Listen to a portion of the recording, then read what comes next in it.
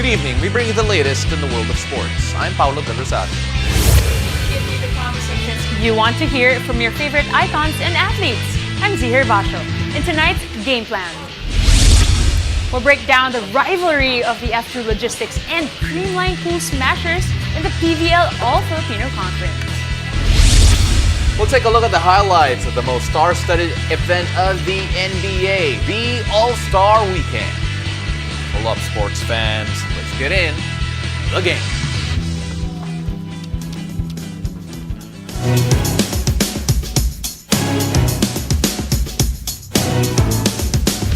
The comeback was real for the Cargo Movers as they bounced back with a statement win over the Cool Smashers. Now to tell us more about the exciting game over the weekend and the latest storylines in the PVL All-Filipino Conference, we have with us volleyball analyst Jamie Lavatoria. Welcome to the game. Hey, First time in the studios. Yes. How are you doing? Thank you for having me. It's great to have you here. So first off, you had the opportunity during this conference to cover both F2 and Creamline, Yes, right. and you saw F2 get swept.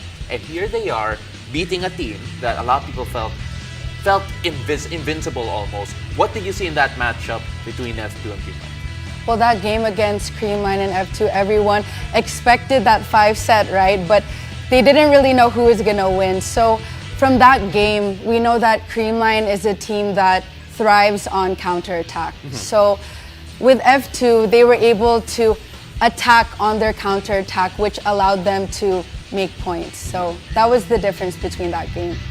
Do you think there's really a Ateneo-LaSalle rivalry also in between the lines, Jamie? Like, did you feel it? I should ask 'Cause- you. There is. Go. Yeah. There is. Even just watching through the screen, you get flashbacks of, you know, when you were in college, the Ateneo-LaSalle rivalry. Like, it's there no matter what, even if we're in the pros now, it's still there. Yeah. Yeah. Yeah, you know what? See Michelle Gumabao score against F2. Against Still, So Yeah. odd. Yeah. I mean, 13. really. Yeah. So Michelle is technically in the Ateneo side Yes. now. Yeah. Playing against her former teammates. I want to talk to you all of a sudden about your time in F2Z, but let's move on to the players that actually were there. Myla Pablo had a great performance again in general. Yeah. Has been having great performances, the top scorer right now in the PVL. What do you make of her performance so far and how she's fitting in with this F2 team? Well, she scored 27 points against the Creamline Cool Smashers, and she's, you know, entering a team and system that's so unfamiliar and Yeah. taking that risk of, you know, joining something new. I think it's doing justice for her team, and she's adding, you know, some sort of flair to F2, and it's working clearly from their last game against Creamline. How about for the side of Creamline, Eliza Valdez is obviously missing now. Who do you think, you know, took over the crown again, trying to have that edge for like a 5-setter match? Well, in that game, from what I noticed, you know, Gemma Galanza in the 5th set, Yeah. she really performed not only in the scoring department, but in the non-scoring. She's very effective in the back row, not only during her back row attacks, but digging as well in receiving, because they're going to tire her, so they're going to aim for her all the time. Yeah, you know, Creamline now with 3-1, obviously their first loss here, and you know, a lot of people would expect them to lose a lot of games. But then, if there were any chinks in the armor that F2 did expose, what were they? And of course, what can Creamline do to kind of address that as they move forward? Well, that game against F2, they did lose to Cherry Tigo, right, in the past game. So they were able to make Bawe, and it really shows their character development Yeah. as a team. And of course, when you look at this F2 team, they're gonna be hoping that this really wakes them all up. You covered that sweep Yes. that they had against. And what was the biggest difference in your mind between this game against Creamline and that game where they did get swept against Cherry? Their body language was so different, their energy. When I covered their game against Cherry Tigo, they were a completely different team. People had asked me, is this game gonna go in 3-5 sets? And everyone said 5, but it ended up being 3 sets. So their body language and the hunger to win was there. What do you think changed for F2? Because a lot of people thought that it was going to end in 4 sets when they played Creamline. But what do you think pushed them farther, playing on the 5th set and then eventually winning the match? I remember a specific rally during the game. It was 8-9 Creamline, and it was a break ball. So Aragalang had to set it over to Pablo, and a break ball is very hard to spike. I mean, I'm not a spiker, but just seeing that was difficult, and Pablo was able to spike it down the line and no one was there. So I think that was like a pivotal moment in that game where it's like, we've reached 5 sets against Creamline. We're all here in this moment, so let's just finish it and take it home. All right, so I'm going to freestyle here a bit because you know no. I'm Here we go, in James. between two volleyball players here, so I have to even ask Z questions here. Don't worry, it's a freestyle for her, not okay. for you. Pala. Yeah, pero Z, you know, we take a look at this Creamline team, and a lot of people were wondering, okay, how are they going to function without Eliza Valdez? How are they going to keep the scoring numbers up and stay potent as they were with Eliza there? Is this a game wherein they look like, oh, this is a game that they did miss her in, or do you feel that you know there's still ways for them to kind of cope with Eliza Valdez and still push without her for a championship run? I mean, overall, I think we don't feel like she's being missed because you know there's 4 or 5 MVPs playing inside for Creamline, but I guess some people would think maybe, you know how Eliza, her role is the game closer. Yes. That's the thing. I think that role has yet to be embraced by somebody in Creamline right now. Because I remember a lot of people are always saying, clutch yan sila eh, ganyan. Like, ibigay mo. And she'll ask for it. She wants it. Like, those last 5 points, she'll definitely ask Gia, like, give me the ball. Because I remember there was one interview, like, no una kaming naglaro ni Gia, inaway ko talaga siya. Because she did not give me the ball, and I wanted that ball. wants So, it. Yeah. I think it's someone who would have that connection with Gia and who would be like hungry to get that last few balls and take those last few points. Do you agree with that, Jamie, in terms of finding that closer here for Creamline? Yes, I believe that every team needs that go-to spiker, right? So with the Creamline's lineup right now, there are a lot of choices actually for a go-to spiker. So it could be that Gia also doesn't know who to set. You know, it could be Tots, Gemma, Michelle Gumabov. So at least she has options there. It's just a matter of who to set and when to set her teammates. And of course, with F2 getting that win, and again, there's this team that, especially in the All-Filipino Conference, because Kalimao not there, Lindsay Stalzer not there for F2. A lot of people are wondering who's that closer, who's that killer here for F2. Myla Pablo is a person they brought in. Z, do you think that she's filling that role and she looks more comfortable right now here with F2? I mean, yeah, from the first game that they played, it was already like, wow, Myla Pablo is home. Like, she's fitting in so well. Again, with what Jamie said earlier, like, unfamiliar territory, unfamiliar system. And, you know, she's playing, 27 points. It speaks for itself, Pablo. Tomorrow's games will be Army versus Akari and PLDT against Cherry Tigo. Jamie, you take a look at Akari, not necessarily the start that they wanted to in the conference, and of course you take a look at the Army. They're also a team trying to get in the groove of things. You take a look at that matchup. What's most important to you here? Well, we see that both teams are at the bottom of the standing right now, so I think they need to add more attacks. Each team, we have Tobino in Army, we have Manabat in Akari, so it can't just be a one-man team. They do well in digging and receiving, but they need help in other aspects of attacking. Like, they need to activate the middle more. They need more. They need to do more, basically. And of course, the second game will be PLDT against Cherry Tigo. Again, you had a lot of notes for today's show. I'm prepared. Oh, you're very prepared. So when you look at PLDT and Cherry Tigo, again, two teams who have been pretty good here this conference, to be quite honest. How excited should we be for it? And of course, what are you most excited for personally? I know it's going to be a good matchup because Cherry Tigo is the team that everyone wants to beat right now. And PLDT, they're 1-1 right now. So they're still getting that groove and slowly gaining that momentum like they always do. They start kind of slow and then they kind of ease their way in. So I believe that it's going to be a good matchup tomorrow. Z, the team everyone wants to beat, Cherry Tigo. Agree ka ba dun? And you look at how these two teams are playing. How do you see it? I mean, Cherry has been on a steady cruise right now. PLDT they started a little bit off, but they're gaining momentum. And yeah, it's definitely a match that I'm going to be looking forward to watching. Jamie, really appreciate the time that you spent, and hopefully we can have you in the studio more. Really loved having you here, and let's see what happens in the next few game days. Thank you, guys. Thank you for having me. And after the break, this time we'll hear stories about the most star-studded weekend in the NBA, the 2023 All-Star Weekend. Stay tuned. You're watching The Game.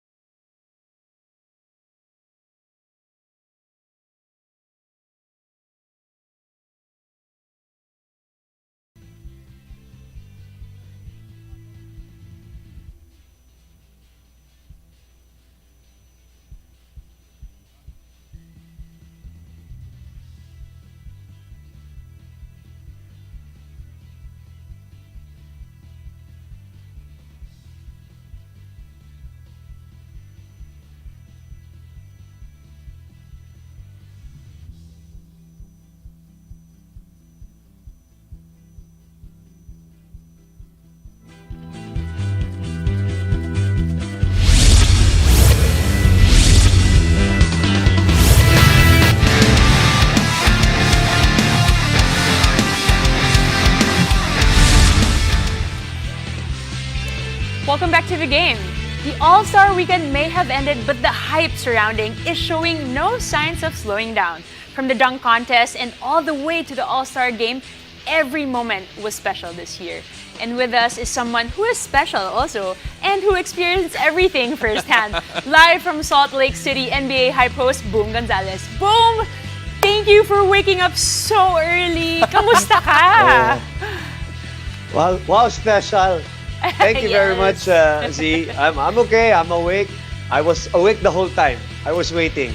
Wow. No, that is commitment. special. Oo, sobrang grabing commitment ni Boom. Pero Boom, you had an incredible time there, but it's based on your stories also that we saw on social media.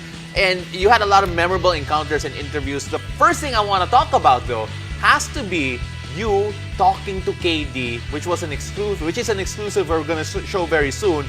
But can you tell us a bit about how that came about, and of course, what you ended up talking about with KD? Oh, okay. The how that came about thing is a little bit strange and a little bit shocking. And you're right, it is an exclusive, Pao.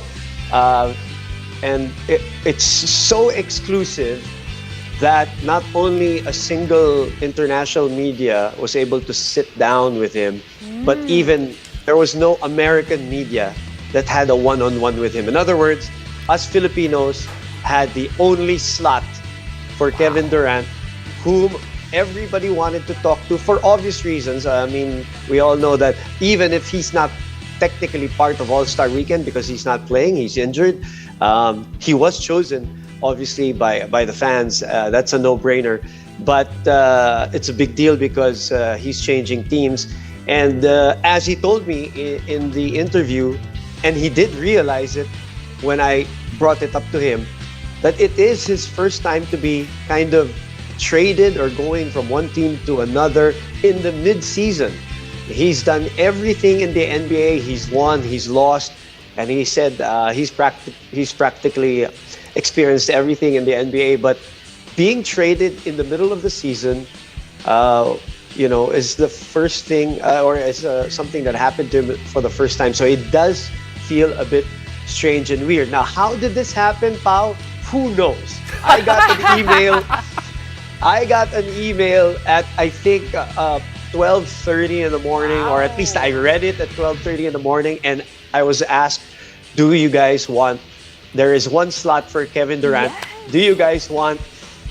And you know my answer. I got up from my bed. I told our team here that we got the scoop, and we went there the next day 2 hours early to make sure that we were set up and we were ready when KD swung by. And as you will see in the interview that you guys will show within the week, he gave us a lot of time. This was not one of those 2-question, 3-question thing. He gave us a lot of time. Nobody pressured us to finish up the interview, and he answered a lot of very emotional questions even. And he had a lot of fond memories of his Manila visit. I showed him pictures of his visit, which I was blessed and honored to host him when he was here. So that started the ball rolling. He started to smile. He was happy about Manila, and he hopes to come back, obviously, someday. Did he recognize you, Boom? No, I didn't. He probably pretended. He probably pretended that he did. But just the reaction when he goes, "Oh yeah, yeah," and then he all of a sudden talks about how his Manila visit was great. That everybody came out in the Coliseum just for him. Usually they watch 2 teams, they watch 1 team, but so he was really happy about that. But he talked about a lot of things. The departure from the Nets. He also talked about his new connections in Phoenix and why this whole thing was very emotional. As you can see in the video, Pao, all of the media were downstairs waiting for all the other players to come out. But KD came out for us Filipinos, and the game will be able to show that whole interview. It also gives the specific timeline, basically, when he's coming back. So he said that during the interview. So yeah, that's a big highlight. Yeah. Okay, we won't make you spill any more tea because we'll be watching. We'll go through, yeah. Okay, but All-Star Weekend, a lot of events happening, a lot of activities happening on the side over the weekend. But what stood out the most for you, Boom? Okay, so we had, again, suerte tayo sa the game because this whole week, we'll be showing our interviews and our sit-downs with hotshot rookie Paolo Banchero, the Rising Stars MVP Jose Alvarado, Slam Dunk finalist Trey Murphy will also be with us all throughout the game this week. And when you asked me the reason why I'm mentioning this, if you're asking me what stood out to me was facility scrums played host.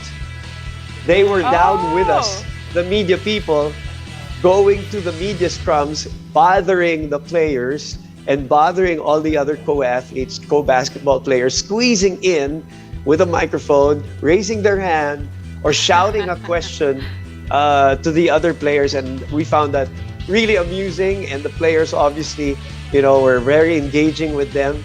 And when I sat down with them, I told them, like Jose Alvarado, I told them, "You're already so good at stealing the ball. Now you want to steal my job."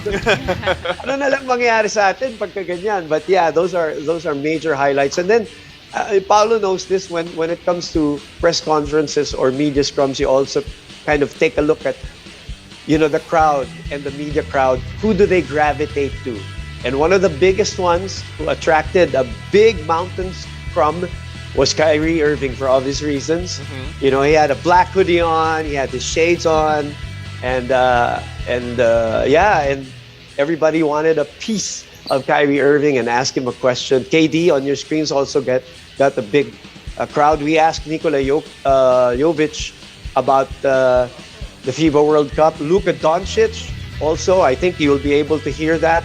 Where we were able to ask him about coming to Manila and the FIBA World Cup happening in August in Manila, and some of the other players that we were able to chat with. But yeah, that's always a highlight, as Pao knows, to be behind the scenes and to observe these informal interviews. So that's a major highlight. And then, of course, you know, the events that the fans love, that the Utah fans came out to, and we met a lot of Filipinos too.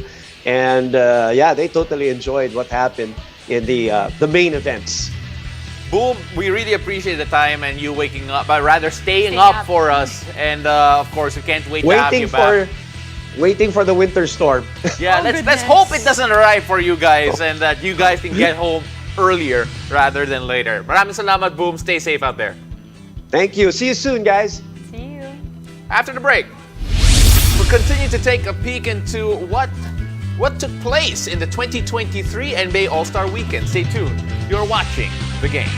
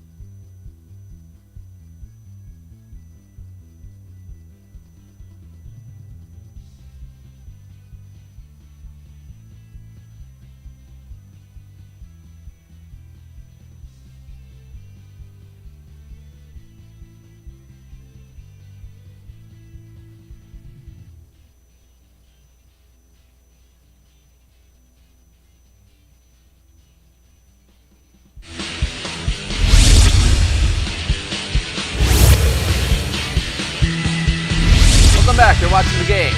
The All-Star Weekend may be over, but there's still a lot to uncover from the most star-studded event of the NBA.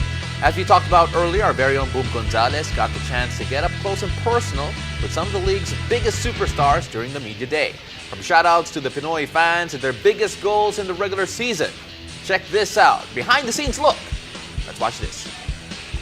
Hey guys, this is Boom Gonzalez and we're back with you here, all part of the festivities of NBA All-Star Weekend 2023. Bigger day, why? Because it is all about the participants of day number 2, like, the three-point shooting contest, for example, right over there.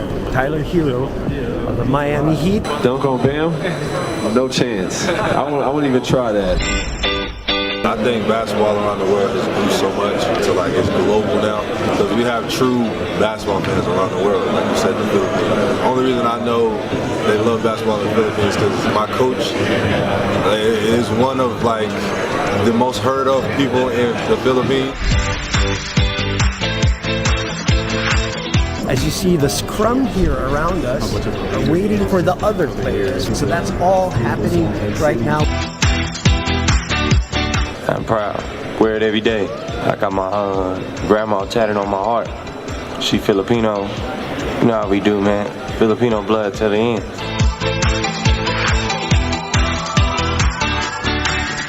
I hit the game winner. Where's my dinner? We going to McDonald's. I'll take that though. I'll take that. Yeah, we're going. I got you a order something. All right, bro. Congrats. You know, I definitely shout out to everybody in the Philippines. I appreciate the support. I appreciate the love, and you know, hopefully I get to represent my country for sure. Finish off strong. You know, this is the final stretch going into the playoffs, and we're trying to win a championship, so we know what we're trying to accomplish. But when the first time I did it was like 2013. And it was like actually an obstacle course. It was tough passes. You know, it was a lot more to it than it is now. It was awesome. A lot of kids were nervous going out there, and I think like all the players did a great job supporting them and making them feel good, making them feel a part of this. Always trying to support my country, you know, by playing, and I'll be there. I'm very excited. Yeah, I mean, shout out to Filipino fans. I know there's going to be a lot of support there, so I'm very excited. Stay close.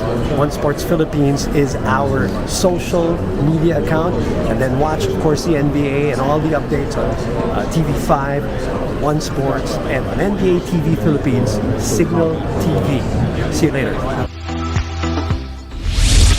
Had a crazy weekend, but that's it for tonight. Thank you for joining us. I'm Zihir Basho. I had a calm weekend. I'm Paolo Del Rosario. This has been The Game.